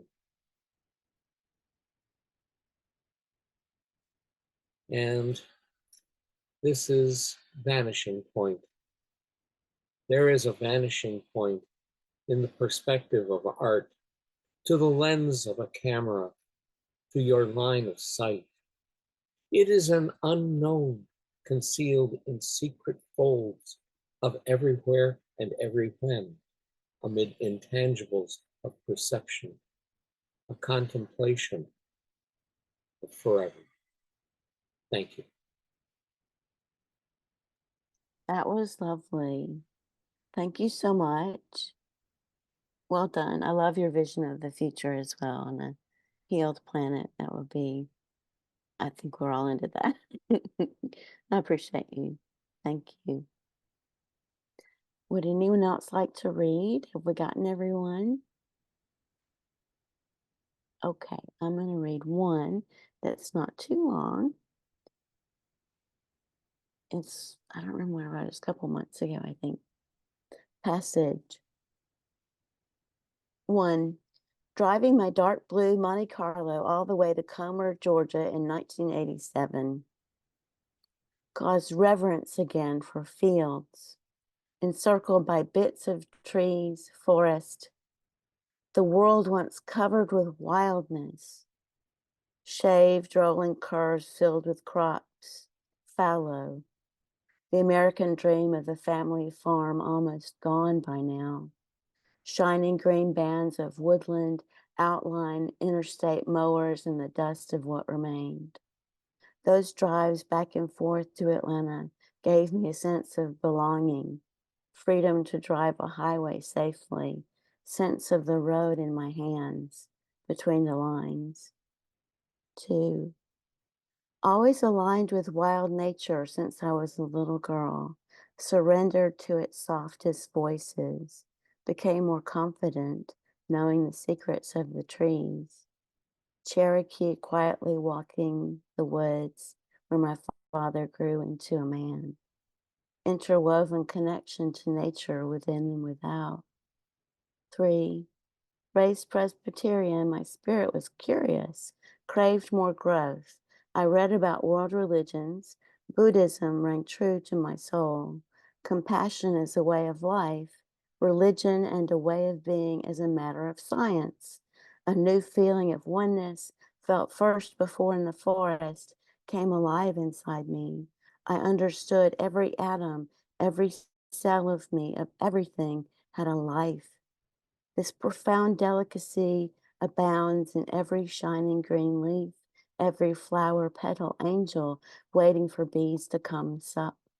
We are blessed in love, leading us every day back to wildness, the true civilization, knowledge. 4. In winter, we find spider lace in the corners to snuff out with a broom. Fairy insects sleeping outside in the earth, in the remains of summer, dried seed heads where flowers were, stems that held them up, leaves that fed them, curled up, brown now. We dream of seeds, magic DNA paths included. Drink spiced chocolate favorite drink of Montezuma. I miss my blossoms fruiting, flowers for butterflies, bees to harvest. Unencumber the soul, flowers in hand, the garden sings, swells with water from a green hose, rain from a charcoal sky, rosy light at sunset, at dawn, the changing light is midnight blue, a silver moon rises with the sun. Thank you. Thank you all so much. Had a lovely time. Thank you, Rawle. Would you like to say a few words? Just thank you. Thank you for your hosting, holding this space. Thank you to the poets for sharing the gift of their time. I'm honored and touched, and I was off camera because I was eating dinner, so I felt like I'd actually brought tickets to a dinner in the theater and watching. If you have never done it, turn your camera off and just listen. And it was brilliant to just listen to the poets and seeing whose voices I recognize. So no, this was just a beautiful way to spend a Saturday afternoon. So thank you so much, Amy, and to my fellow poets. I'm humbled to be considered a poet in such humble and esteemed human beings. So just keep doing what we're doing, man. Spread the word. Spread the word. So. Yes, truth. Thank you so much. And I agree, we're so blessed to have each other in a safe space. And it was a wonderful afternoon. I had such a great time. Thank you, Amy. You're welcome. Thank you. So welcome. Thank you. Thank you, everyone. Have a wonderful morning or evening or afternoon. Enjoy the rest of your day. Yes, enjoy the rest of your day. Thank you, Amy. Thank you. Bye-bye. Thank you. Bye. Thank you, Amy. You're welcome. Thank you.